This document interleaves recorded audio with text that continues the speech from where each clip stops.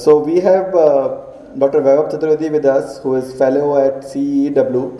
Vaibhav is an economist who leads the council work on low carbon pathways. His research focuses on energy and climate change mitigation policy issues, especially those impacting India, within the integrated assessment modeling framework of global change assessment model. So he is working on GCAM model a lot. So he holds a doctorate in economics from IIM Ahmedabad and a master's degree in forest management from Indian Institute of Forest Management, Bhopal. So I'll hand it over to you, Vaibhav. Thank you so much for joining. First of all, very good afternoon to everyone. I'm sorry I'm not able to join in person due to some other time, but I do look forward to visiting the campus hopefully very soon. So I will be talking about some perspectives on the net zero future for India, and I'm sure in today's discussion on energy policy and climate policy, this phrasing and this word would have come in many times today. A bit about my organization for people who, colleagues who don't know me yet and I haven't met them yet. So CW is one of the leading think tanks in Asia, and we work across many different areas of work, essentially looking at things like quality of life, various aspects of it, clean air, sustainable water, sustainable food system, cooling, mobility, and then what kind of transformations are needed for achieving the quality of life that we envisage in a society. And then also what are the enablers that we need for achieving this transformation. For example, finance, technology, institutions, all those kinds of things is what we think about. We also have certain special initiatives like Center for Energy Finance, Powering Livelihoods, and we have an office in Uttar Pradesh in Lucknow. So very happy to be engaging in this conversation. I'm just trying to. So the first thing I want to talk about is energy-related emissions across sectors. So what is India's emissions currently expected to be? And what we know is definitely in the carbon dioxide debate, electricity sector as of now accounts for the largest share. Almost 50% of India's CO2 emissions are from the electricity sector. And then the next one, a big one, is the industrial sector, which accounts for almost 27-28% of India's emissions. Currently, transportation sector accounts for 10-11% of India's CO2. These are the three big sectors, big energy consuming sectors that are also the biggest contributor to emissions. In future also, as we know, Indian economy is growing very fast. Our per capita incomes are just around $2,000 in very, very prices per annual per capita incomes. And if we look at the developed world median number, that is anywhere upwards of 35,000. And it could go up to 70, 80, 90,000 depending on the country. But from 2,000 to even 35,000 is a very long way, which simply means India is expected to grow very fast to achieve those levels. So this growth has implications for energy demand and the emissions essentially, which is what we are essentially seeing in this graph. So emissions are expected to grow because the Indian economy is expected to grow for foreseeable future. Right? Now coming to the debate on the net zero, right? So what is meant by net zero? What are the different perspectives? And many of us would already know about this. Net zero essentially we have to think about the plus and the minus. The plus is essentially all the emissions that, let's say, continue to be in the atmosphere even after mitigate, and the minus is the sequestration. So, for example, any forest that grows sequesters carbon, or if there is a carbon capture and storage technology, that sequesters carbon. So that gives us something like a minus, and then there is a plus, which is emissions. Ultimately, we have to. It is okay to have some sectors emitting. It is very difficult to mitigate emissions for those sectors, but it has to be balanced by certain negative emissions. So that's the plus and the minus, and that's where we come to the term net zero. Net zero is about all greenhouse gases, it's not just about carbon dioxide. What is critical is to explore alternative scenarios and trade-offs. That's what some of those I will be talking about in the discussion today. Coming to the first perspective, now first of all, equity is something which is very important. Right? So what do I mean when I say equity? What do I mean by that? First of all, if you look at this graph, right? So this shows what are the cumulative emissions, both historical and projected, across China, USA, EU, and different scenarios for India. The grey part of the bar is our historical emissions. Right? So if you look at this grey part, look at historical emissions, the US. When I say historical, it's between 1901 to 2010. That's historical emissions. So if you look at USA, historically, of course, it has been one of the biggest countries, right? And then followed by European Union, and China's compared to much smaller comparatively. But now if you look at future emissions, even if you take the net zero announcement from many of these countries into consideration, it's very striking that just look at China's emissions. These are huge. And these all account for China's 2060 target. Right? So even when it appears that China is doing something which is 10 years advanced of India's target, net zero target of 2070, you could just look at China's emissions here, they're very, very high, right? As compared to India's current 2070 net zero target, which is in a bunch of scenarios. This is the one essentially, the 2070 net zero target, where peaking might happen somewhere around 2040. Right? But just look at the difference, right? So even though 2070 appears 50 years down the line, India's cumulative impact is going to be much less and far much less than either China or the US and Europe. So that is a very important dimension of this debate. And in fact, even pre-2020 actions, what all the developed world has for all the promises that it has made, its emissions have reduced very marginally. So basically, a lot of talk, but very little action has been undertaken by the. And in the future also, this is very clear that their emissions are going to be very high because their current levels are very high. So what does that mean? It means we have to be asking these countries to advance their net zero years so that more carbon space is available for countries like India. Right? What this graph shows, the starting point of all these colored lines are essentially different income levels. These are per capita income. Okay. Indian per capita income is just at around 2,000 right now. Chinese is around 10,000. EU average income is around 40k or so, and US is around 60k. Right?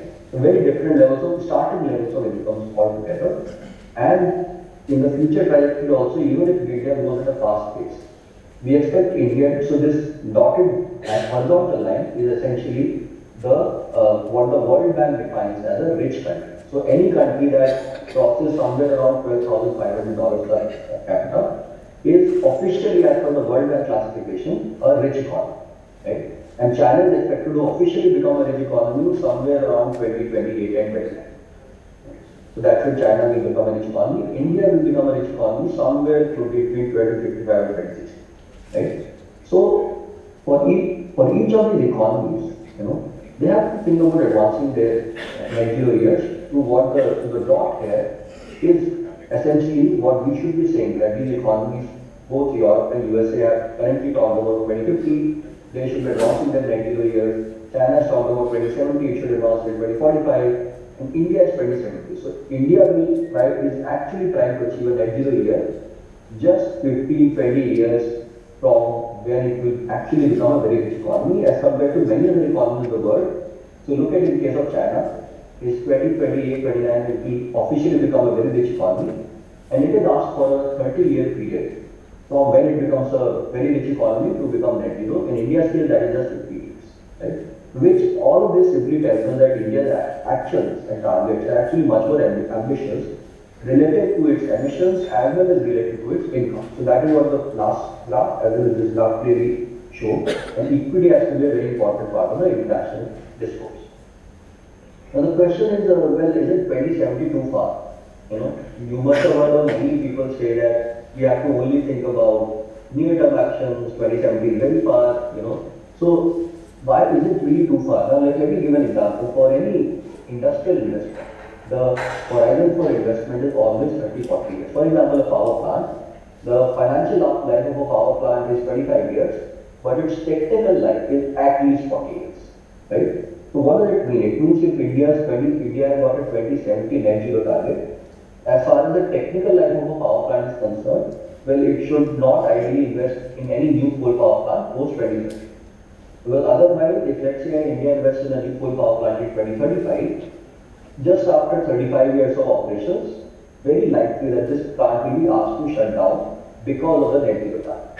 Right? So even though the net zero target appears very far, the reality is for long gestational investments, it could be the power sector or it could be any industrial investment. For example, industrial boilers are also very long term and many other equipment. That's why it is not so long term as it looks like, right? But also this, what is very important, that it is a very powerful policy signal. And policy signals shape markets and shape the actions of institutions. right? And the policy signal has to be credible.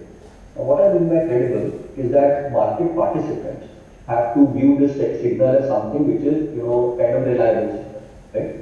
And why this is a very credible signal? Because the Prime Minister talked about this target in the United Nations platform. Now, who says it and where a particular announcement is made gives a certain, aura of credibility. Right? For example, if I say or some very, some other, let's say, a junior minister of the government would have said it in a local conference, well, the same statement wouldn't have carried so much of a weight. But now, because the Prime Minister said this in a United Nations conference, this signal is being taken as a very credible policy signal by all the market participants. And that is why you would see that even, Ministry of Coal or Ministry of Petroleum and Natural Gas, they have also started. So which are essentially fossil ministries. They have also started thinking about what does a net zero future mean for their industries and mean for the sector that they govern. Right? So that is what the power of a policy signal is. In fact, many corporate houses have also now started thinking about net zero and what are the implications for their will of this particular policy announcement. So even though the announcement appears to be very far, it has already started making a lot of change on that. The second point is, it gives us a sense of certainty. For example, before this announcement was made, now there were many different kinds of opinions floating around, right? When will India achieve net zero, whether it should achieve net zero or not, all those kinds of things. But now after the announcement, it is a high degree of certainty in the market participants, especially the private sector, that well, the Prime Minister has said something in the United Nations platform, we mean business, and we will reach, and we will have to move in this direction. So that is very important to give a sense of longer term certainty to the market participants. That's what this announcement does. And the final point is, the short term targets, they are not really, in conflict with the long term targets. There is no conflict. Right? The short term targets are very complementary in nature to long term targets, and ideally they should guide us towards the long-term objective. That is the power of these short-term targets, or long-term targets. They should be short-term, guiding us towards the long-term objective. The next point I want to make is about peaking. So there is a lot of discourse about net zero around the world. Right? But if you just imagine a hill, just imagine a hill. India's emissions are on the upward trend. So we are going up the hill, right? And emissions of, let's say, US and Europe and all the developed world are on a downward path. So their emissions have already peaked and plateaued, and after that they are already coming down. Right? So when India has announced 2070 net zero, at some point it will have to peak and plateau, and from there it will have to go to net zero. Right? So that's what India's announcement means. So the concept of peaking is extremely important to this whole discourse of net zero, especially for India. And what are the implications for India's energy system and all? We have to explore many different scenarios and trade-offs of scenarios. So that is very critical for us to understand what it means in practice. So now I will just show you some of the implications based on some of the research that we have published. Now this first graph is about the electricity generation across scenarios. Now there is too much information, so I will just try to simplify it. The line that is on the bottom tells us India's total electricity generation in the business as usual style. Right? So basically, we were anyway growing, there very low electricity penetration. It is expected to grow fast, and that is what we see in the BAU itself. All the other lines are different variations of 2070 net zero. The different technology combinations are, but all of these are 2070 net zero. It's very obvious that in any of the 2070 net zero scenarios, India's electricity demand is going to be needed to be much higher. Right? And why is that the case? Because net zero scenario implies electrification of the energy sector in a big. Right? So in the industrial sector, building sector is already heavily electrified, but the transport system, the industrial system, all of those also have to be electrified, which means given the size of the system, total electricity demand will be very big. So that's very important. So power sector is going to be something very important in this for helping us the country to achieve the net zero target. But what will supply this power? Right? It cannot be coal because it's a net zero scenario. It has to be low carbon options. And solar is probably one of the biggest one. So you could see in the BAU, even with the BAU solar is expected to grow fast. But under the net zero scenario, there will be no other option but to push solar on a much more accelerated trajectory. Right? What will happen to coal? Well, at some point of time, in around 2040-45, coal consumption in the power sector will have to peak, and then has to start to decline to go to net zero by 2070, because that's the target. So in a net zero scenario, essentially, fossil have very limited role to play. Right? And what the fourth point I want to emphasize is about nuclear energy. Right? So nuclear energy is a base load energy. So you could have a lot of solar and wind, but these are still variable energy. But nuclear energy is expected to play a very important role. And right now the penetration or our installed capacity is only 9 gigawatts. We are expecting in a net zero kind of scenario by 2070, we have to cross somewhere around 200 gigawatts. So that's a very large one, right? Now looking at all of these, the next step always is to think about which of these is feasible, which of these is not feasible. Practically, and how do we make these things feasible? Is there going to be a land constraint? Is there going to be a, against, in terms of nuclear energy, any public concerns? How do we really ensure that all the big impediments to achieving these targets, or political economy impediments, are removed, and we are able to achieve those targets? Those kind of exercises are very, very important. Also, the notion of cost to GDP is very important, and this is a policy cost. What this simply shows, if you see this big P, this is if India wanted to achieve a 2050 net. Now that's a very radical scenario. Now, many other countries in the world have done, but for India it's very radical because our incomes are low, and it will mean a shock to the economic system. Right? So we don't want to shock the economic systems, because that's not going to be very good situation of the whole population of the country. So that is why even a 7% of 2070 net zero scenario means some kind of higher investment in the energy sector, and which will lead to certain cost to GDP. But this is still something that is doable as compared to a 2050 net zero scenario, which could be very, very expensive from the economic cost point of view. Now, certain trade-offs. Talking about trade-offs, very important. First trade-off is power pricing reform. A net zero scenario essentially will require many deep structural reforms. Right? Power pricing is the first one. We can't have our industrial sector paying so high electricity prices if we want to electrify the industrial sector. Currently, around only 18% of industrial energy used is electrified. Right? Now, of course, 80% plus is possible. That is because electricity is extremely expensive for the sector. And this is because of cross subsidy system. Residential sector, as you know, you and me in our homes pay much lower electricity charges. So our electricity is subsidized. Whereas industrial and commercial sector pay much higher electricity price. This is the power pricing reform that has to happen, if not now, somewhere maybe 20 years from now, it has to happen for letting the industrial sector move towards higher rates of electrification. It's absolutely imperative that these structural reforms, pricing reforms happen. Also, there has to be a new economic paradigm for different states, right? Odisha, Jharkhand, Chhattisgarh, who are dependent on coal for a lot of revenue, a lot of livelihoods. We are going to take coal away from them, right? Some other revenue source has to come to them. The notion of just transition is going to be absolutely important. Right? So this is what we have to think about. We have to think about some sort of compensation package for 500,000 coal workers. Have to think about the different kind of future. What will happen to Coal India Limited, ONGC, GAIL, essentially all the organizations that are in the business of fossil fuel. What will happen to them in the long-term future? We have to create a plan for them, because there are many, many people who are employed in these public sector items. Then there is also very interesting shift in geopolitics. So essentially today Middle East is the energy exporter, right? Oil and gas, so almost all the world. Right? Now in this new energy ecosystem, can India start exporting hydrogen to Japan? And that's a very different formulation, right? So instead of being an energy importer, because India is a big energy importer, both oil and gas, can we start becoming an energy exporter? Right? So that's going to be another, something very, very interesting to watch out. And that's why many big industries in India have already started investing heavily in terms of hydrogen production, just for that, just to ensure that if there is some way for us to capture some part of the export market, that will be very beneficial for the economy.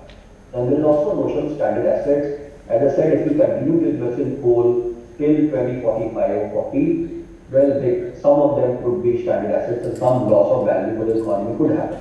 Not right now, but it also depends, till what time do we continue to invest in coal and fossil-based assets. Right? Now, there are going to be many interesting institutional elements. I will not go into the details. This is another perspective piece, published in another paper in the journals. There are many institutional reforms required, infrastructure and institutional reform. But the strategies, core strategies I will emphasize rather than getting into details from institutions.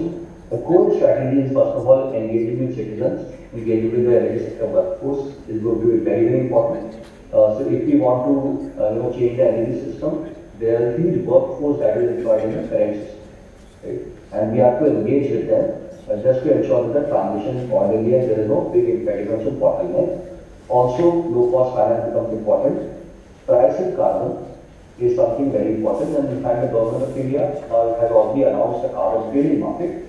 Right, that in some point of time, carbon trading market will be up and running in India, which means the first time the government has said that pricing of carbon is going to be an important element in India's decarbonization story. And finally, the co-benefit narrative, as many of us would have heard here, I would argue we have to go beyond the co-benefit narrative. So it is going to be a macroeconomic narrative that talks about jobs, that talks about economic growth and sustainability within the same framework. Rather than keep on talking about that there is a co-benefit of air pollution reduction and climate is a co-benefit. But that narrative maybe has not really been very successful. So it's a very good narrative, it's not been very successful. We have to think more and more about how do we create manufacturing opportunities, how do we create job opportunities, economic growth opportunities, reducing import bill. Those kind of macroeconomic benefits really resonate well and we have to continue focusing on them. Finally, the real deal is now for us to better understand the carbon price story. Right? Carbon price essentially changes the relative cost of fossil fuel versus a low carbon option. There is also something called the border carbon adjustment mechanism. Essentially, the European Union has already levied and already in the process of levying an import tax based on carbon content on Indian product, not just Indian, any other product that is being imported in the world. Right? So now that is going to be another channel of carbon price that will hit Indian exporters. We have to better understand that. Then there is a debate on carbon taxes, cap and trade. The government of India has already announced that in all probability there will be a cap and trade system that will exist in India. So what are the practicalities associated with the cap and trade regime? We have to, and our stakeholders have to understand better. Ultimately, a domestic emission trading scheme for India is being formulated. And we are moving in that direction, and essentially carbon is being priced. To conclude, net zero is a transformative policy signal. It's a path-breaking announcement, and short-term and long-term targets are complementary. So we have to think about 2030, 40, 50, 60 targets, also aligned with the net zero 2070 goal. Economic trade-offs are imperative in this transition process. Net zero implies deep structural transformations across sectors and across states. So it is not something very easy, it requires deep structural transformation. And there is a political economy and there are economic trade-offs that the country will need to better understand and then find solutions to. The global geopolitics is shifting and India has to take advantage of that, especially the hydrogen story is very powerful, what a great opportunity for us to earn export revenue. And finally, the Indian industry should be ready for a carbon price and better understand the emission trading scheme kind of architectures for us to be better prepared in this for this net zero kind of future that is going to come to us, and the path has already been laid by the planners. I'll just stop here. Thank you so much again for this opportunity to be here in this discussion. I look forward to visiting the campus. Thank you. Thank you so much, Vaibhav. And thank you for taking time out for this talk. And I know you had a busy schedule, but you could take out some time and talk to us. So I'll just open it for a couple of questions because Vaibhav has to leave after this for a call. So if anybody has to ask any questions. Hi Vaibhav. So my question is about hydrogen thing. So we have government has spelled out a hydrogen roadmap sort of. But what is the practicality there? Because the current ecosystem of hydrogen is almost non-existent, and the electrolyzer capacity also is not very high. So given the kind of projections government has made, do we think are we going to go there that fast? Yeah. So I think there are two questions here: whether we will achieve that future and how fast we will achieve that. Right? So in many times and across sectors and technologies, we have always seen that the government targets are very ambitious, right? And we have never managed to achieve those targets. I think it is fine. Government targets should always be unrealistic. And that is my view. Government targets should always be unrealistic, right? So that it pushes the markets. And in fact, it's fine if we are not able to achieve the 100 gigawatt target for solar for 2022. We have managed to achieve probably 60, 65. Even that is a tall order compared to the 20 gigawatt target that was earlier. So it's totally fine for the government to give unrealistic targets. The second broader question is, forgetting about government targets, what is what is going to be the hydrogen future? And that is a very important question. The most important indicator for me always is what is the private sector, right? And the moment the private sector, especially the Reliance target on hydrogen electrolyzers, Adani have also gotten into this business. The moment the private sector starts putting big money on the table, at least I think we have this one very important step, that is policy making. As the government can announce whatever targets can, unless the private sector starts making its move, nothing can be achieved. Right? So they are the people who are on the ground who are actually going to make things happen. The government will only provide a regulatory framework within which they have to operate. Now, through these mission statements and all that, we have provided a clear sense of direction, some surety that India wants to move in that direction, and there is a policy and a regulatory architecture around, which is what the government should do. Right? Whatever targets it says is probably immaterial. It's the framework that is more important. Right. And because private sector is moving in that direction, I am very hopeful. See, that the only way Indian companies can beat the Googles and the Facebooks is when these big people with deep pockets actually enter into the game. Right. I mean, we can't rely on maybe smaller, they have a very important role to play. But ultimately, these big players are going to take India to an export leadership position in some of these sectors. And I'm very hopeful because that move has already started in the private sector. Thank you. Thank you. Thank you very much.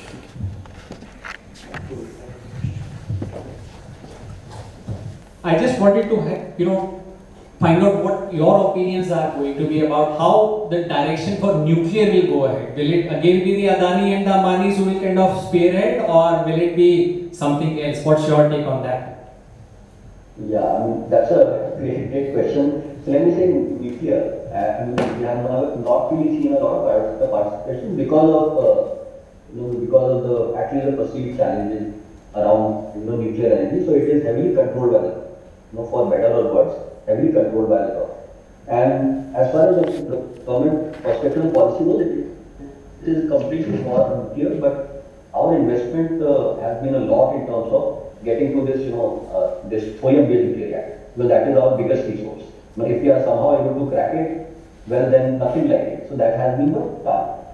So how much successful we will be in achieving this 200 gigawatts? Well, hopefully it will not be that we are still importing reactors the way we are doing right now. It should not happen that even India has like a 200 gigawatt installed capacity and like 190 out of those are still imported reactors in 2017. If that happens, well, I mean, of course, then we have not really been successful in kind of in our domestic technology that India has been researching for some time. So in a big way, I think the success of the nuclear target is dependent on the success of India's domestic program.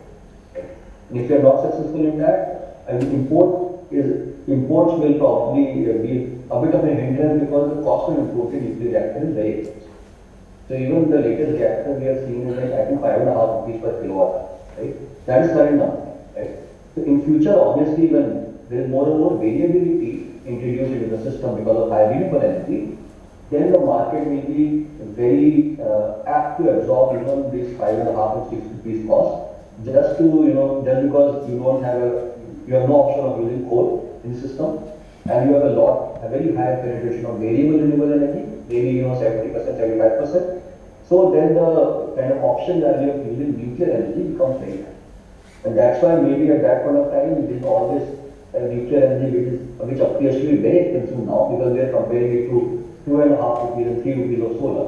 So the 6 rupees of nuclear sounds very expensive, but maybe in that future, when we are moving much more closer to net zero, the same amount of money might hopefully start appearing cheaper and cheaper for us, just to maintain grid stability and give us all that flexibility that nuclear offers. So in that sense,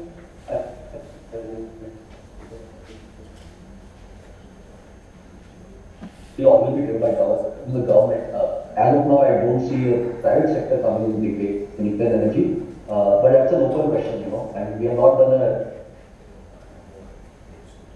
very in-depth research in terms of the potential of private sector to come into the nuclear arena, but that's a very important open question, and I think we should find out more.